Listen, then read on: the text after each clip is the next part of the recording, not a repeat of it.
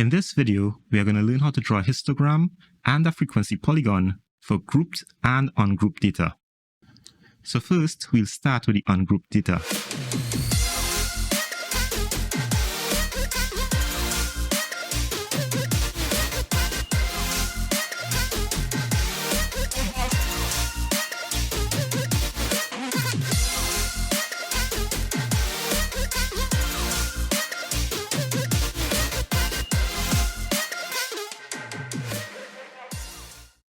So we have the table below shows the marks of students in a math test.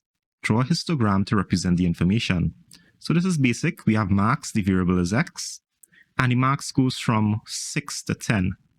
Here we have the frequency, symbol is f, and this 8 for frequency means 8 students got 6 marks, 11 students got 7 marks, 3 students got 8 marks, and so on. So to start drawing the histogram, first we need to draw, label, and number our x and y axis. So what I'll be doing, I'll be putting the frequency on the y-axis and the marks on the x-axis. Now, seeing that my highest frequency is 11 and my lowest frequency is 2, I'll start at 0 and go all the way up to 11. So based on the space that I have here, I'll use 1 centimeter to represent 1 unit on the y-axis. Alright, so I'll start with 0 here, then go 1, 2, 3, 4. See, we're going up every 1 centimeter by 1 unit. So then we have 5, 6, 7, 8, 9, 10, and 11. Now for the marks, we're starting at 6 and ending at 10. Now I could start at 0, but that'll be wasting a lot of space from 0 to 5. So what I could do, I could start at 6 and compress the x-axis. So what I'll do, I'll just rub off a little piece of the x-axis here, and I'll put this compression symbol.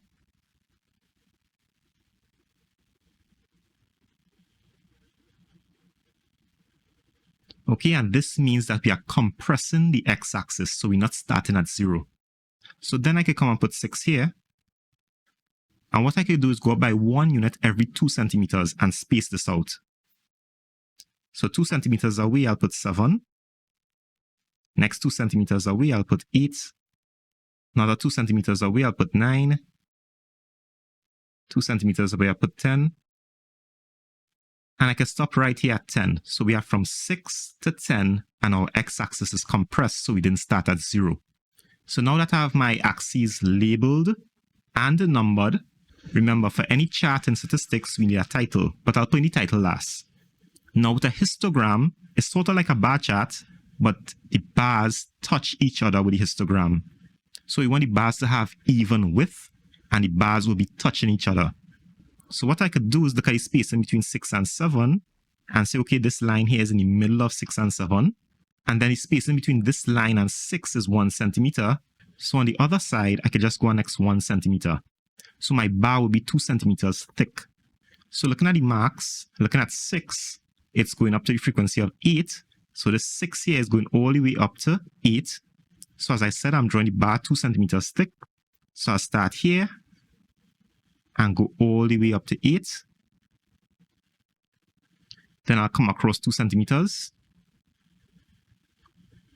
And then come all the way down.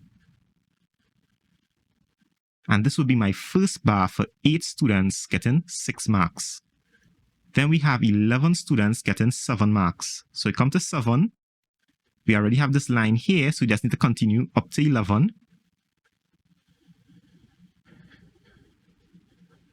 So go up to 11 like this, and then we come across 2 centimeters and come all the way down.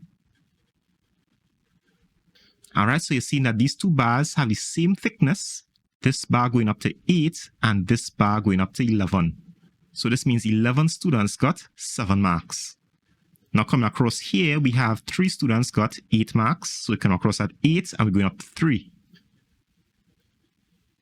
So I already have this line here. So we just stop at 3, draw a line 2 centimeters across, and we come down.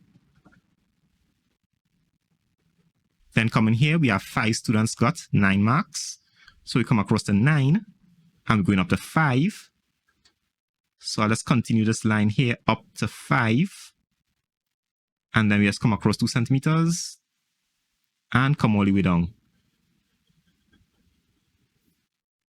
And then we have 2 students getting 10 marks.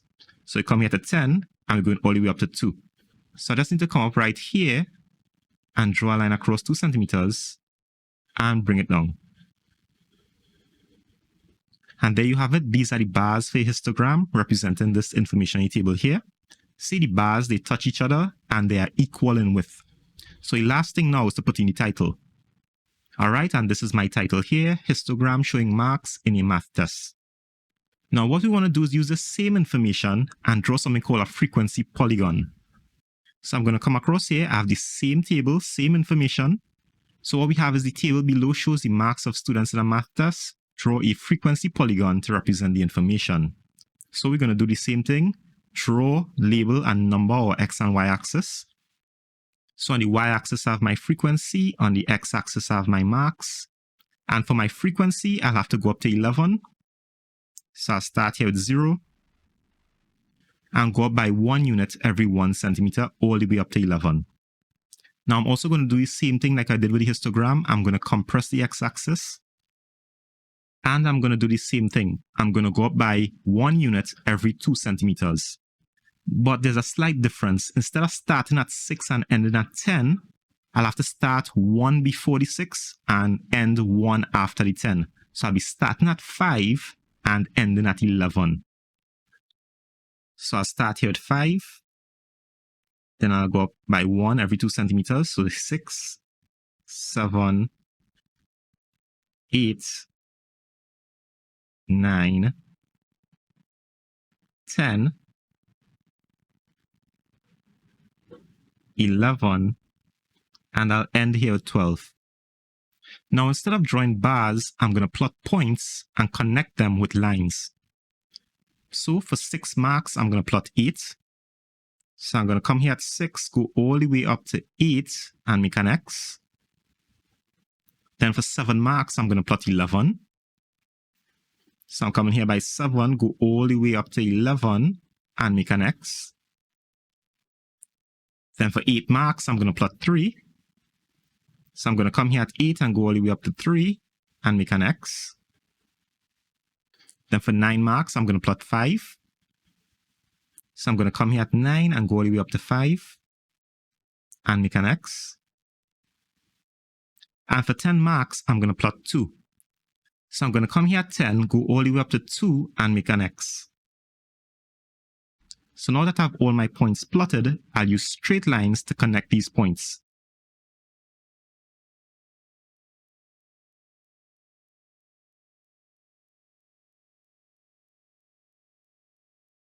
Now you may think this is it, but there's a reason I started at 5, which is 1 before 6, and have up to 11, which is 1 after 10. Because this is a polygon, it needs to be a closed shape. So I'll need to close off the polygon by connecting this point here all the way down to 0 at 5, and this point here all the way down to 0 at 11. So I'm going to close off the polygon here, bring it down to 0, and I'm going to close off the polygon here, bringing it down to 0. So there you have it. This is your frequency polygon.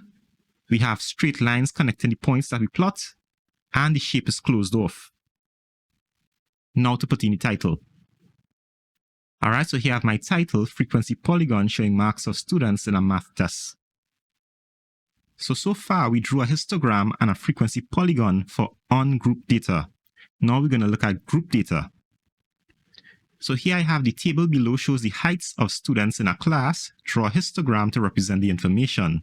So here we have the height in centimeters, and we have class intervals here. And then here I have my frequency. So this means we have 8 students within this class interval, 141 to 150, 10 students within this class interval, 151 to 160, 7 students in this class interval, 161 to 170, and so on. Now remember, these class intervals have class boundaries. So LCB will be the lower class boundary and UCB will be the upper class boundary. Now remember, the lower class boundary is 0.5 less than your lower class limit. And the upper class boundary is 0.5 more than your upper class limit. So my lower class boundary for this class interval here will be 140.5, and the upper class boundary will be 150.5. Alright, so here I have my lower class boundary, 140.5, and my upper class boundary, 150.5. Now we'll do the same thing for the rest of class intervals. So 0.5 less than 151 will be 150.5, and 0.5 more than 160 will be 160.5. Alright, and we just continue the same pattern for the rest of class intervals. So now that I know what is my lower class boundary and upper class boundary for all my class intervals, it's time to look at the graph. So let's draw, label, and number our x and y axis.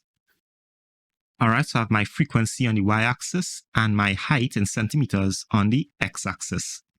Now looking at my frequency, we're going from 2 as the lowest up to 10 as the highest. So I could go up by 1 unit every 1 centimeter. So I'm going to start here at 0, 1, 2, 3.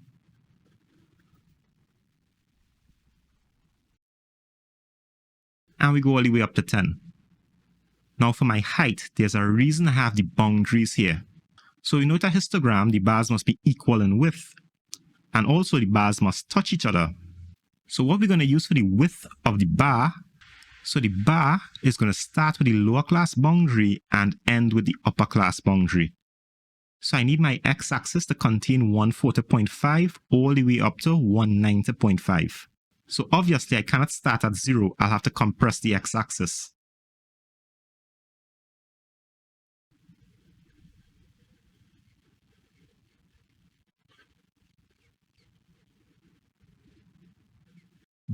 So here I have my compression symbol. So what I could do is start with 140 and go up by 10 every 2 centimeters. So I'll start here with 140. Then here will be 150, so that's 2 centimeters away. Then another 2 centimeters away will be 160. Then we have 170, 180, 190, and I'll go up to 200. Now, seeing that we need to know is 140.5 on the x-axis, I need to know what each little block is representing. So here we have 10 units from 140 to 150, that's 10 units.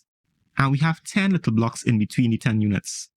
Remember, this is a 1 centimeter block here, and a 1 centimeter block has 5 little blocks. So a 2 centimeter block will have 10 little blocks, which means every little block is representing 1. So 0.5 will be half of the smallest block. So 140.5 will be right here in the middle of this smallest block.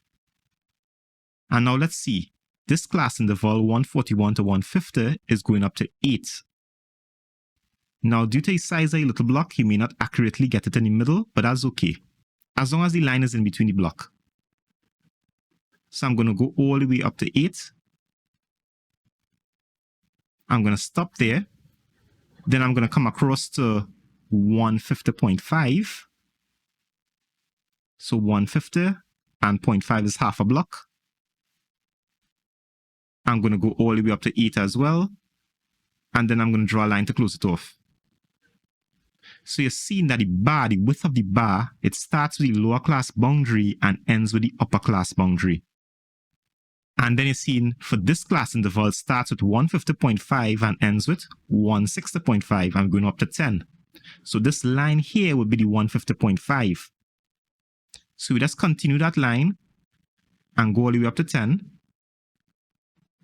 And then we come here at 160.5 and draw a line straight up. And then close it off like this. Repeating that for this class interval, start at 160.5. So this line here is already 160.5. We are ending at 170.5 and going up to 7. So I'll just come here at 170.5 and draw my line up to 7. And then close it off. Then for this class interval, we starting at 170.5, ended at 180.5, and going up to 5. So this is my 170.5. So I'll come across to the 180.5, and going up to 5. So that's right here. And then I'll just bring a line across and close it off. And then the last class interval, we starting at 180.5 and ending at 190.5. I'm going up to 2. So I'm going to come across to 190.5, go all the way up to 2, and then we bring a line across. And that's it. This is your histogram. Of course, we had to put in the title, but this is your histogram for the group data. So let's put in the title now. So here I have my title, histogram showing the heights of students in a class. Now what we want to do is take the same information and draw a frequency polygon. So here I have the table below shows the heights of students in a class, draw a frequency polygon to represent the information. Now it's the same class intervals as before and the same frequency. But notice this time I don't have the upper class and lower class boundaries. I have the midpoint. Alright, so what I'll do to calculate the midpoint is add the upper class limit to the lower class limit and divide by 2. So I'll have 150 plus 141, add that up and then divide by 2. And I'll get 145.5. So I'll come here and put 145.5. Now I'll do the same thing for this class interval, add the 160 and 151, and then divide by 2. So I'll have 160 plus 151 press equal, and then divide by 2. And we get 155.5. So I'm going to put 155.5 here. Now I'm going to do the same thing for this class interval, add 170 to 161 and divide by 2. So 170 plus 161 press equal, then divide by 2, press equal, and that's 165.5. Alright, so the midpoint here is 165.5. Now we can clearly see a pattern. 145.5, 155.5, then 165.5. So we continue that same pattern, 175.5 and 185.5. So now that I have my midpoints, I'll be plotting frequency on the y-axis with the midpoints on the x-axis. So now it's time to draw, label, and number our x and y-axis. Alright, so we're doing the same thing we did for the histogram with the y-axis. We're going to start at 0. And every 1 centimeter, we're going to go up by 1 and go all the way up to 10. Now, as I said, we are going to be using the midpoints on the x-axis. And just like the last frequency polygon, we have to close off the polygon. So we need to know what would have been the midpoint before this. So that'll be 135.5. And what is the midpoint after this one, which is 195.5. So our x-axis, as you can see, I already have it compressed, must contain 135.5 all the way up to 195.5. The midpoint before this and the midpoint after this. So I can start here at 130. Then here will be 140. 150. So going up every 2 centimeters by 10 units. So 160, 170, 180, 190, and seeing that I need up to 195.5, I'll go all the way up to 200 here. So if here is 130 and here is 140, then this middle line here would be 135. And we already established using this scale that each little block representing 1. So a half of a little block will be 0.5. So this line here is 135. So 135.5 will be right here in the middle of this block. And that 135.5 would be 0. Because that would have been the midpoint just before the 145.5. So this would be where we're closing off the polygon. So now we're going to have 145.5 going up to 8. So here's 140, here's 145. So 145.5 is right here in the middle of this smallest block. And we're going up to 8.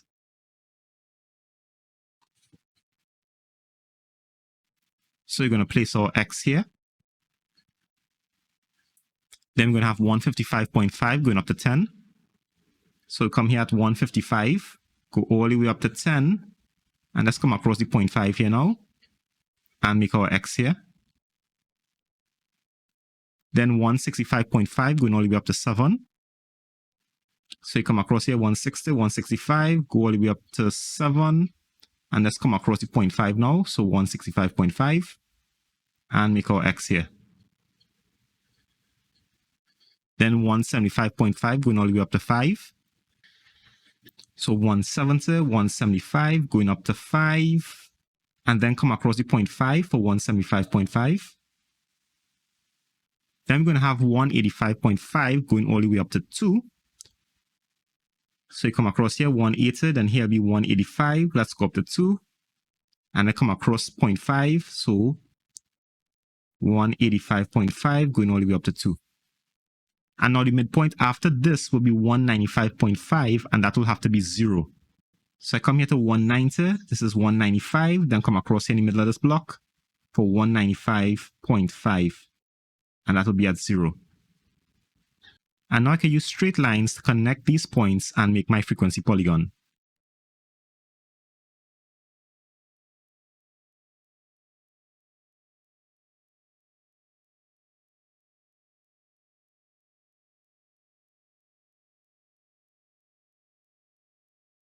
And there you have it. This is your frequency polygon. It's closed off. We just missed any title now. And here we have our title, Frequency Polygon, showing heights of students in a class. Now, let's just look at something here. Notice we have the midpoints 145.5, 155.5, 165.5, and so on. And that's what we use on the x-axis to plot the points. Now, if you come across here to our histogram, the middle of this bar will be 145.5, which is the midpoint of the class interval. The middle of this bar will be 155.5, which is the midpoint of this class interval. So the points you'll plot for the frequency polygon will actually be in the middle of the bar of the histogram. Now let's look at this one here for the ungrouped data. We have 6, we have an X here. We have 7, we have an X here. 8, 9, 10. Let's look here. The middle of the bar is 6. The middle of this bar is 7. The middle of the bar is 8. The middle of the bar is 9. And the middle of the bar is 10. So if you wanted to put the frequency polygon here, the X's will fall in the middle of the bars. And that's the connection between the histogram and the frequency polygon. Yes, one is a line, one is a bar, but they are connected. And that will bring us to the end of this video.